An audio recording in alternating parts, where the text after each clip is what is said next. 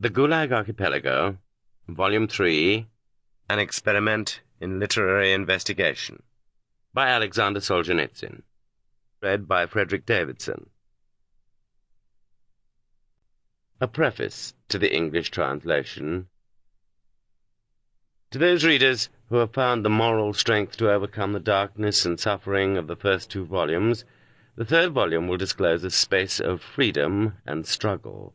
The secret of this struggle is kept by the Soviet regime even more zealously than that of the torments and annihilation it inflicted upon millions of its victims.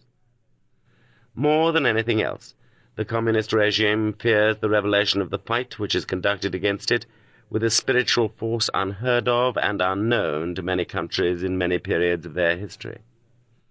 The fighters' spiritual strength rises to the greatest height and to a supreme degree of tension when their situation is most helpless and the state system most ruthlessly destructive. The communist regime has not been overthrown in 60 years, not because there has not been any struggle against it from inside, not because people docilely surrendered to it, but because it is inhumanly strong, in a way as yet unimaginable to the West. In the world of concentration camps, corrupt as everything within the Soviet system, the struggle began, alas, it could not begin otherwise, by terrorist actions. Terrorism is a condemnable tool, but in this case it was generated by 40 years of unprecedented Soviet state terrorism, and this is a striking instance of evil generating evil. It shows that when evil assumes inhuman dimensions, it ends up by forcing people to use evil ways even to escape it.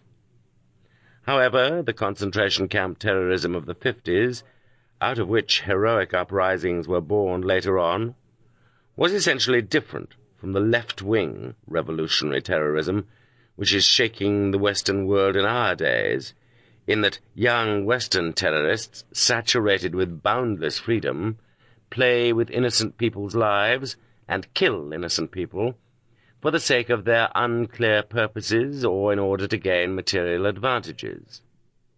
Soviet camp terrorists in the 50s killed proved traitors and informers in defense of their right to breathe. However, there is no kind of terrorism that can be considered a pride of the 20th century. On the contrary, terrorism has made it into one of the most shameful centuries of human history.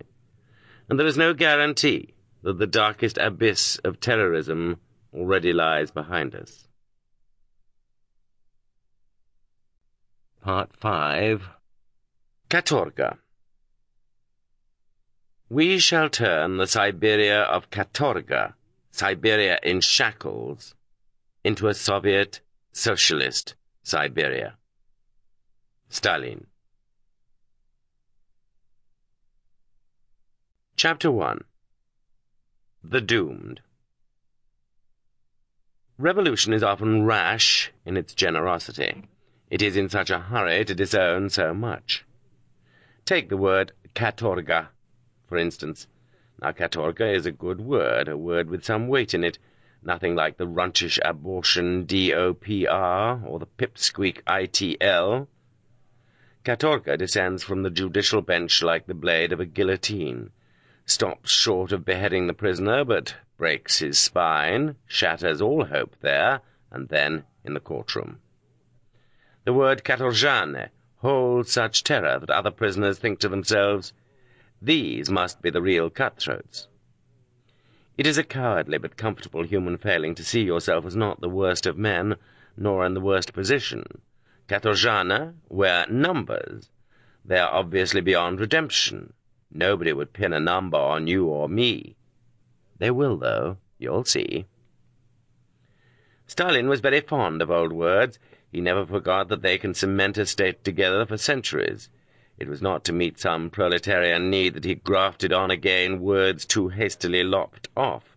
Officer, general, director, supreme.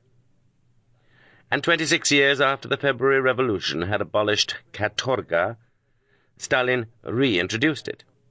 This was in April 1943, when he began to feel that he was no longer sliding downhill. For the home front, the first fruits of the people's victory at Stalingrad were the decree Sample complete. Ready to continue?